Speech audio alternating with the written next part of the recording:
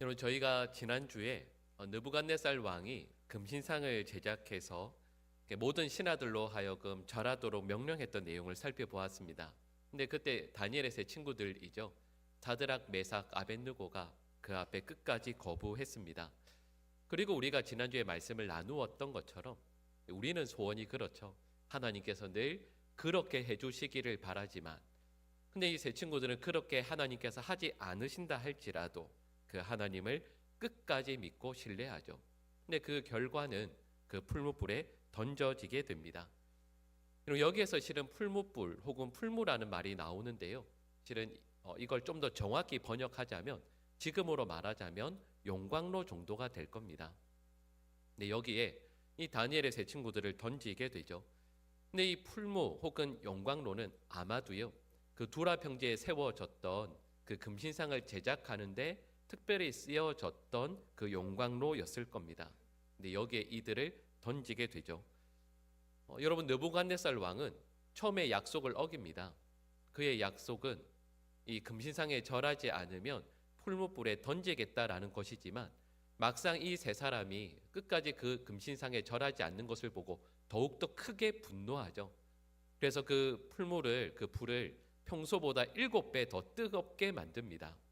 그래서 이 세 친구들을 이제 우리로 말하면 앞송에서 가던 그 병사들까지도 가까이 가기만 해도 그 열기에 타서 죽을 만큼 엄청나게 그 불을 뜨겁게 만들죠. 근데 세 친구들은 결국에는 그 풀무불에 던져지게 됩니다. 이 장면을 생각해 보면 하나님께서 도와주시지 않으시는구나, 하나님께서 정말 그렇게 하지 않으셨구나라는 생각이 듭니다. 근데 오늘 본문은 그 결과를 이렇게 말씀하죠. 우리 오늘 본문 27절 말씀을 우리 같이 읽겠습니다. 총독과 지사와 행정관과 왕의 모사들이 모여 이 사람들을 본즉 불이 능히 그들의 몸을 해하지 못하였고 머리털도 그을리지 아니하였고 겉옷빛도 변하지 아니하였고 불탄 냄새도 없었더라. 아멘. 말씀드렸던 것처럼 불이 이 세 사람의 몸을 해하지 못하였습니다. 근처에 갔던 그 병사들은 불에 타서 죽었음에도 불구하고 그 불이 이 세 사람의 몸을 전혀 상하지 못하게 하죠. 그리고 또 보시면 머리털도 그을리지 아니하였다, 이렇게 말씀합니다. 여기에 계신 분들 중에서 혹시 어렸을 때 그렇지 않으셨어요? 저도 시골에 살 때 집에 전기가 자주 나갔습니다. 전기가 나가면 어떻게 하십니까? 네, 더듬더듬 가면 그 부엌 쪽에, 찬장 쪽에 큰 초가 있었거든요. 항상 여러 개가 있었습니다. 집에 있는 초로 이렇게 그 성냥으로 해서 불을 탁 켜서 그 초에 불을 붙이죠. 그리고 그 다음날 학교 가면 꼭 불 나간 집 애들은 머리가 이만큼 타 있습니다. 이상하게 다 그래요. 그 동네 아이들은 다 머리가 그래요. 근데 여러분, 머리털을 이렇게 불에 그을리게 할 때 용광로에 불이 필요 없습니다. 아주 작은 촛불만으로도요, 사람의 머리털은 이렇게 그을리게 되죠. 근데 오늘 본문은 그 뜨거운 용광로의 불로도 이 세 친구들의 머리털조차 그을리게 하지 못했습니다. 겉옷빛도 변하지 않았다라고 말씀하죠.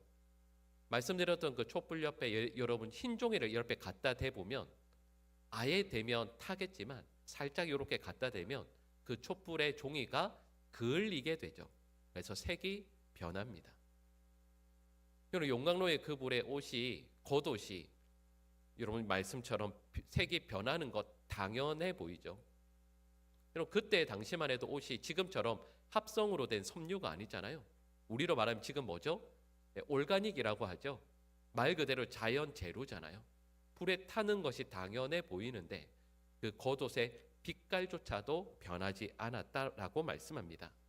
그리고 불에 탄 냄새도 없었다라고 말하죠. 가끔 그럴 때가 있습니다. 신방을 하다 보면 우리 성도들께서 이제 식사를, 고기를 대접해 주실 때가 있어요. 숯불에 고기를 구워 먹고 집에 가면 아이들 바로 튀어나옵니다. 아빠 오늘 맛있는 거 혼자 먹었죠? 배신자 하면서 이야기합니다. 그냥 숯불에 고기를 구워 먹어도 냄새가 배이거든요. 미국에서 공부할 때 한 목사님, 우리 타운홈이라고 하죠. 2층 정도로 되어 있는 집이 옆에 이렇게 붙어 있는 집들이 있습니다. 어떤 목사님께서 그런 집에 사셨는데 그 집 차고에 불이 났거든요. 차고에 불이 났으니까 아마도 그 뒤에 문을 얼른 닫아서 그 불이 안쪽으로 거실과 침실 쪽으로는 번지지는 않았습니다. 근데 그 불을 얼른 끄긴 했지만 나중에 목사님 만나서 이야기를 들어보니까 그 집은 보통 미국은 화재보험에 가입해 있거든요. 그래서 거기 보상을 받는데 보상받는 물품에 거실에 있는 소파 그리고 2층 침실에 있는 옷까지도 다 거기에 항목에 쓰셨더라고요.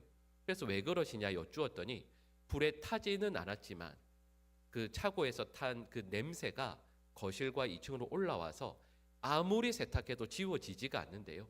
그래서 그걸 보상받기 위해 청구하셨다라는 이야기를 들었습니다. 그럼 불에 탄 냄새가 없었다라는 말씀이 무엇이겠습니까? 제가 몇 가지 간단히 말씀드렸지만 이걸 요약하면 이런 거죠. 그 용광로의 뜨거운 불로부터 이들을 하나님께서 완전하게 보호해 주셨다라는 뜻입니다. 여러분, 우리는 이 말씀을 대하면서 어떻게 그럴 수 있었을까?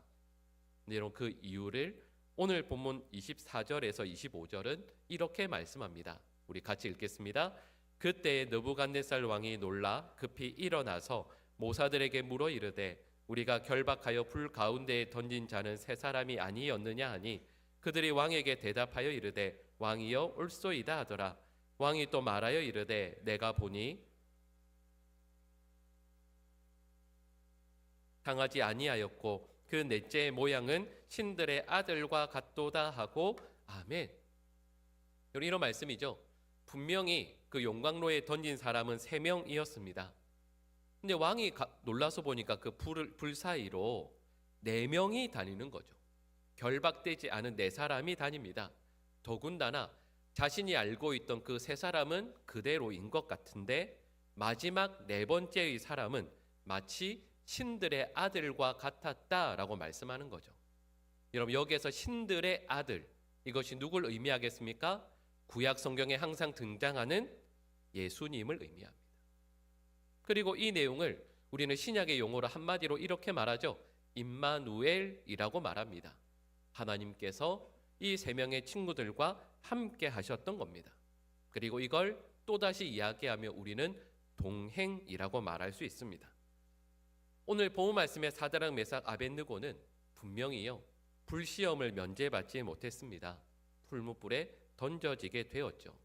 근데 오늘 본문은 이 장면을 다시 한번 곰곰이 생각해 보세요. 3명의 친구들이 용광로를 향해 걸어갑니다. 그리고 그 속에 던져집니다. 근데 그 불 속에서 예수님께서 먼저 오셔서 그들을 기다리고 계셨다라는 뜻입니다. 여러분, 우리는 신앙생활을 하면서 늘 관심사가 있습니다. 그것이 무엇이냐면 고통으로부터 해방되는 거죠. 고통으로 상징되는 그 시험에서 면제받는 겁니다. 이 시험이 아예 오지 않으면 더욱 좋고요. 만약에 시험을 당하게 되면 이 시험이 얼른 끝나기를 바랍니다. 이것이 우리의 관심사입니다. 여러분, 하나님의 관심사는 다릅니다. 하나님의 관심사는 한마디로 말씀드리면 동행입니다. 이사야 43장 2절은 이렇게 말씀합니다. 우리 이사야 43장 2절 말씀을 같이 읽겠습니다. 내가 물 가운데로 지날 때에 내가 너와 함께 할 것이라. 강을 건널 때에 물이 너를 침몰하지 못할 것이며 내가 불 가운데로 지날 때에 타지도 아니할 것이요 불꽃이 너를 사르지도 못하리니 아멘. 이 말씀을 대하면서 솔직히 이 말씀 우리의 마음이 다르죠. 우리의 마음은 어떻습니까? 하나님, 물 위험해요. 물가로 아예 안 가고 싶어요. 물가로 아예 저를 인도하지 말아 주십시오. 불요? 불은 더 위험해요. 하나님, 불 근처도 안 가고 싶습니다. 그게 우리의 마음이죠. 근데 하나님은 이렇게 말씀하십니다. 어디로 가든 내가 너와 동행하겠다. 네가 물 가운데로 가는 날도 반드시 있을 것이고 불 가운데로 가는 날도 분명히 있을 것이다. 그런데 내가 너와 동행하겠다. 큰 질병, 재정의 위기, 실직의 아픔, 그 어떤 고통 가운데서도 나는 너와 함께 하겠다 약속해 주시는 것이죠. 우리 성도들이 진정한 평강을 누리는 곳이 언제입니까?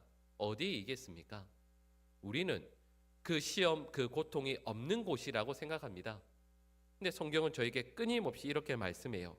문제가 없을 때가 아니라, 문제가 없는 곳이 아니라 주님께서 우리와 함께 하신다는 믿음으로 충만할 때라고 말씀하는 거죠. 그래서 저희가 설교 말씀 이후에 부르게 될 찬송가 438장의 3절은 이렇게 고백합니다. 내 주 예수 모신 곳이 그 어디나 하늘나라요. 먹을 것이 많고 따뜻한 방이 있고 고통과 고난이 전혀 없는 곳이 아니라요. 좀 전에 이사야 43장 말씀처럼 그곳이 물이든 그곳이 불이든 주님께서 함께 하게만 하시면 그곳은 바로 우리에게 하늘나라 곧 천국이라 말씀하시는 거죠. 그래서 성경 전체에서 하나님께서 끊임없이 약속해 주십니다. 아브라함에게, 이삭에게, 야곱에게도 내가 너희와 항상 함께 하겠다. 하나님께서는 계속해서 약속해 주십니다. 모세를, 여러분 그 손에 지팡이 하나 들려서 그 당시에 세계 최고의 강대국이었던 애굽을 향해 바로 왕에게 홀로 보내시면서 이렇게 말씀해 주시죠. 내가 너와 반드시 함께 하겠다. 아무리 막강한 애굽이라 할지라도 하나님께서 함께 하실 때 모세는 진정한 평강을 누릴 수 있습니다. 하나님께서 이렇게 약속만 해주신 것이 아니죠. 그 약속의 징표를 보여주십니다. 창세기 22장에서 아브라함이 말 그대로 자신의 가장 아끼는 독자죠. 이삭을 번제로 바치려고 합니다. 그때 하나님께서 그의 손을 막으시죠. 그리고 순양을 아들 대신 바치게 하십니다. 그 순양이 아들 이삭을 대신해서 피 흘리고 죽게 되죠. 그리고 우리 모두는 알고 있습니다. 이것이 바로 십자가에 죽게 되실, 그리고 우리와 함께 하시는 예수님을 상징하는 것임을 우리는 알고 있죠. 그 약속이 성취되는 것이 예수님께서 이 땅에 오셔서 우리를 위해 십자가에 지시고 십자가에 죽으신 것 아니겠습니까? 그리고 그 날들을 기억하는 것이 바로 이 사순절이죠. 예수님께서 제자들에게 내가 너희와 세상 끝날까지 함께 하겠다. 부활 승천하시면서까지 약속해 주셨습니다. 여러분 저는 목회자이잖아요. 그래서 늘 목회가 어떤 것인지를 질문하고 스스로 답합니다. 학교 다닐 때, 신학교 다닐 때 목회가 어떤 것인가 제 나름대로 질문하고 결론 내린 것이 있었습니다. 여러분 목회가 어떤 걸까요? 저는 신학생 시절에는 목회라는 건 하나님의 말씀을 잘 전하는 것이라고 생각했습니다. 그래서 신학교 시절에 늘 성서학이라고 하죠. 성경에 대한 과목들을 다 듣고 또 실은 여기에 관계된 학교로 유학도 갔다 왔습니다. 목회는 하나님의 말씀을 잘 연구하고 전하는 것이라고 믿었습니다. 근데 그리고 나서 여러 교회들의 부목사로 섬기다 보니까 목회는 단순히 그것만은 아니더라고요. 목회라는 것은 교회를 잘 세워나가는 것이구나라는 것을 깨닫게 되었습니다. 교회 여러 사역들, 또 여러 직분들, 여러 성도들과 함께 교회를 잘 세워나가는 것이 목회라고 깨닫게 되었습니다. 근데 그리고 나서 제가 보광중앙교회 담임 목사로 왔잖아요. 여러분 아시겠지만 제가 벌써 5년 차입니다. 중년에. 근데 5년 차가 되면서 보광중앙교회 담임 목사로 섬기면서 목회가 어떤 것인가 생각을 하면서 제 나름대로 내린 결론이 있습니다. 목회라는 것은 앞서 말씀드렸던 모든 것들도 부분입니다. 근데 그중에 저에게 크게 와닿는 것은 목회라는 것은요, 제 나름대로 결론을 내려보면 목회는 성도의 고통을 만나는 것입니다.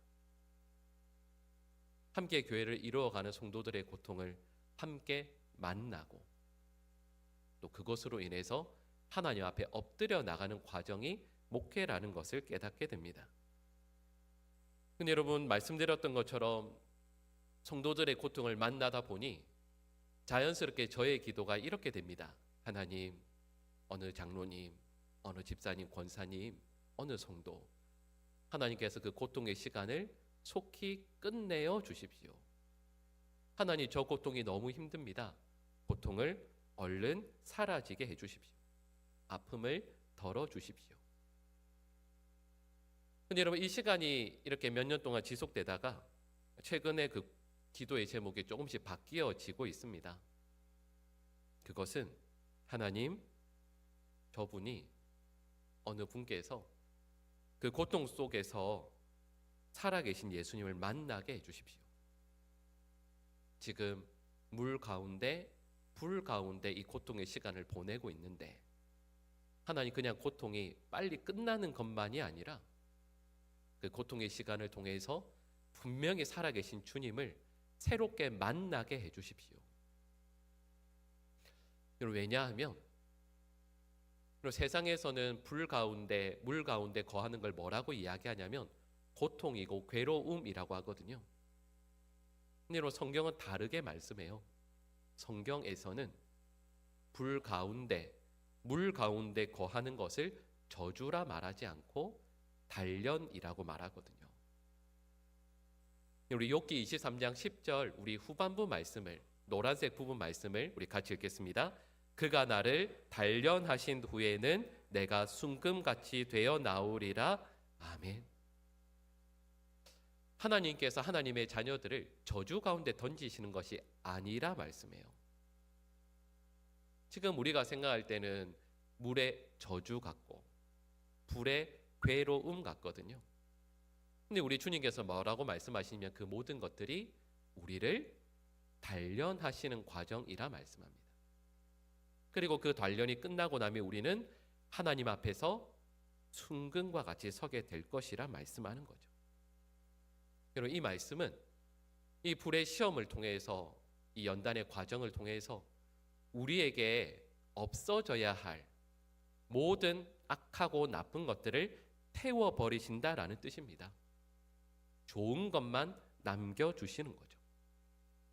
오늘 본문 말씀의 내용을 다시 한번 생각해 보겠습니다. 오늘 본문의 이 다니엘의 세 친구들은 분명히 결박당한 채 불에 들어갔습니다. 근데 그 불에서 오가는 모습들을 보고 왕이 뭐라고 이야기하냐면 자유롭게 다니거든요. 무슨 말씀입니까? 이들을 얽어매었던 그 줄은 불에 타서 사라졌다라는 뜻입니다. 결박은 사라지게 되고요. 그리고 그 불 가운데서 이들은 예수님을 만납니다. 예수님과 교제하죠. 그리고 그 불 가운데 걸어 나옵니다. 분명히 앞서 말씀드렸던 것처럼 이들에게서 탄 냄새는 없었습니다. 네, 이 장면을 다시 생각해 보면 분명히 이들에게서는 다른 냄새가 났을 겁니다. 그리고 여러분들도 아실 거예요. 그 불의 연단을 그냥 이를 악물고 어떻게 해서는 버틴 사람이 아니고요. 그 가운데에서 하나님을 만난 이들은, 예수 그리스도를 새롭게 만난 성도들은 반드시 좋은 향기가 납니다. 예수님의 향기가, 생명의 향기가, 그리고 믿음의 향기가 그에게서 흘러나오게 되죠. 그리고 그 냄새를 우리는, 그 향기를 숨길 수 없습니다. 근데 전제 조건이 있죠.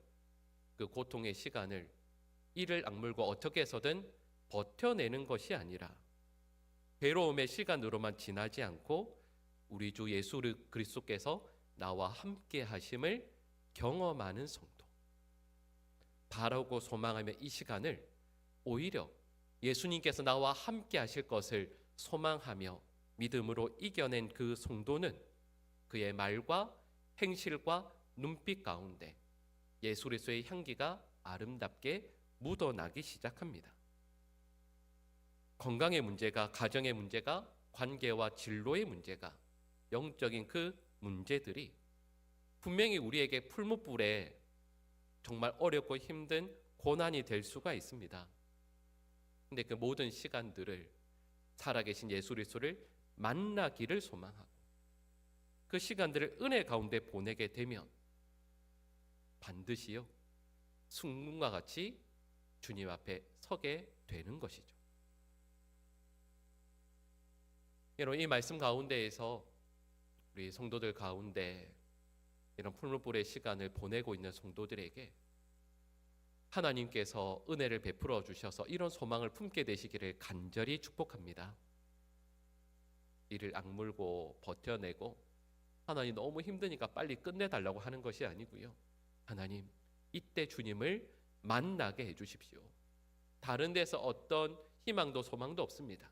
주님만이, 예수 그리스도께서 저의 소망 되십니다라고 고백하며 찾고 구하며 이 시간들을 믿음의 연단으로 나아갈 수 있는 우리 모든 주의 백성들 될 수 있기를 간절히 축복합니다.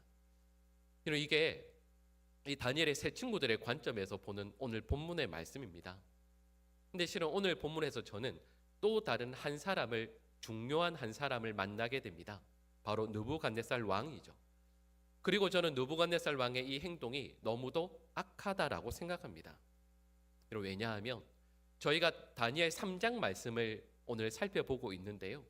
그러니까 여러분, 이 말은 다니엘 1장, 다니엘 2장, 3장의 전반부의 사건들을 느부갓네살 왕은 다 경험했다라는 뜻 아니겠습니까? 느부갓네살 왕이 뭘 경험했죠? 다니엘과 세 친구들이 왕의 식탁을 거부했다라는 것 알았을 겁니다.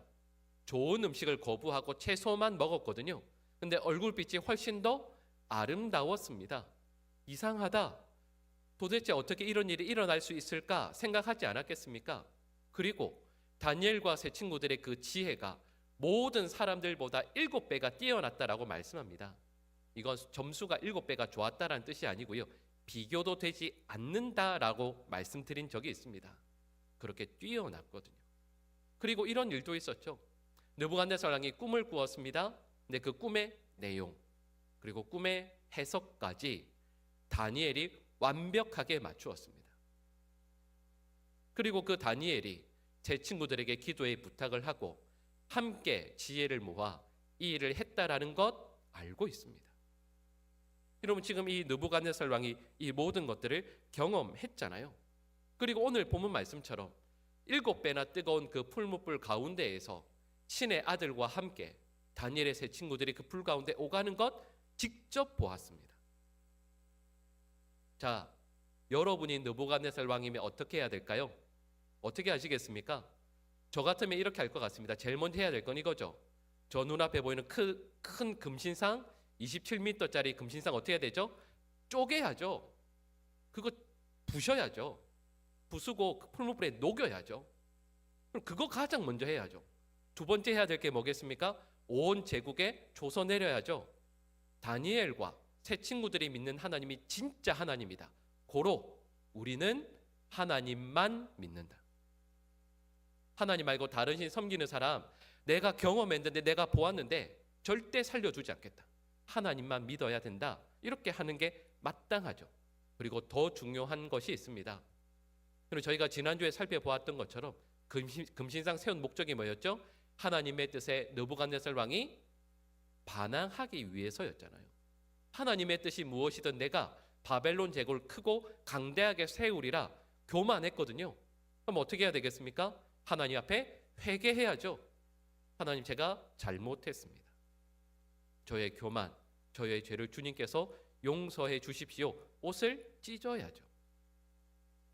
근데 오늘 본문을 보면 이 느부갓네살 왕은 그런 것 하지 않습니다. 그가 한 것이 29절에서 30절 말씀에 나옵니다. 요약하면 이겁니다. 다니엘의 이 세 친구들에게 더 높은 자리를 줍니다. 승진시켜줘요. 어떤 분들은 이 장면을 보면서 역시 해피엔딩으로 끝나는구나, 좋은 결말이구나 만족해 하실지도 모르겠습니다. 여러분, 결코 그렇지 않습니다. 느부갓네살 왕은 완전히 잘못된 판단을 하고 있는 거죠. 왜냐하면 이런 의도가 담겨져 있기 때문입니다. 앞서 말씀드렸던 내용을 요약하면 이런 거죠. 느부갓네살 왕은 하나님 앞에서 큰 죄를 지었습니다. 근데 그 죄를 어떻게 덮죠? 내가 생각하는 선에서 좋은 일로 덮습니다. 이 모든 과정들이 하나님 앞에 큰 죄거든요. 근데 막상 내가 죽이려고 했던 그 사람들에게 좋은 자리를 줘서 승진시켜줘서 이걸로 무마하려는 겁니다. 이걸로 끝내는 거죠. 나의 악한 죄를 나의 선한 행위, 좋은 어떤 일로 상쇄해서 없애려고 하는 겁니다. 근데 여러분, 이런 판단과 생각은 참으로 잘못된 것입니다. 나의 죄를 좋은 일, 그리고 선한 어떤 것으로 덮을 수 있다, 씻을 수 있다라고 생각하는 것은 나의 공로로, 나의 선행으로 나의 죄를 덮을 수 있다라고 하는 것은 성경적인 관점에서 보면 너무도 잘못된 것입니다. 이 생각이 이어지면 어떤 결론으로 나오냐면 예수님의 십자가, 그 대속의 은혜가 나에게 필요 없다. 나의 선한 일, 나의 좋은 일, 그걸로 나 스스로를 구원할 수 있다라는 생각까지 이어지게 되는 거죠. 여러분, 느부갓네살 왕이 좋은 행동을 할 수 있을지 모릅니다. 그럴 수 있죠. 여러분, 그 좋은 행동이, 좋은 결심이 그의 죄를 덮을 수 있습니까? 절대 그럴 수 없습니다. 그는 하나님 앞에 가슴을 치고 통곡하며 회개했어야 하죠. 여러분, 그래서 아마 이런 문장을 들어보셨을 겁니다. 죄책감이 많은 사람들이 선한 일을 더 많이 한다. 여러분, 선한 일이 결코 나의 죄를 덮을 수 없습니다. 여러분, 저와 여러분들이 보내는 사순절도 그런 시간이죠. 나의 행위로, 나의 착한 어떤 결심과 행동으로 나의 죄를 덮을 수 없기에 나의 죄를 대속하기 위해 예수 그리스도께서 오셔서 십자가에 죽으셔야만 했다. 나는 하나님 앞에 죽어야 할 죄인이요, 예수 그리스도의 은혜와 십자가의 구원이 없이는 결코 살 수 없는 존재이다. 그래서 하나님의 은혜를 구하며 엎드리는 시간이 사순절 기간이잖아요. 그런데 저희가 신앙생활하면서 이렇게 생각할 때가 너무 많습니다. 하나님 앞에 큰 죄를 지었는데 내가 봉사하고 내가 헌금하고 뭔가를 하면 이 죄가 덮어질 것이라고 생각해요. 여러분, 결코 그렇지 않습니다. 여러분, 이 말씀은 저와 여러분들에게 분명히 말씀하고 있습니다. 여러분, 물과 불의 시험을 통과하는 중에 저와 여러분들이 늘 구하고 기도해야 하는 것은 이 고통이 빨리 끝나기를 구할 것이 아니라 주님께서 함께 해 주시기를, 주님을 놀랍도록 만나게 되기를, 살아계신 하나님이 나의 하나님 되어 주시기를 구하고 엎드려 기도해야 합니다. 여러분, 그리고 그 가운데서 혹시 나의 선함, 나의 행위를 내세우지 않고요, 오직 예수 그리스도의 십자가의 은혜만 붙들 수 있는 우리 모든 믿음의 백성들 되시기를 간절히 축복합니다. 기도하겠습니다.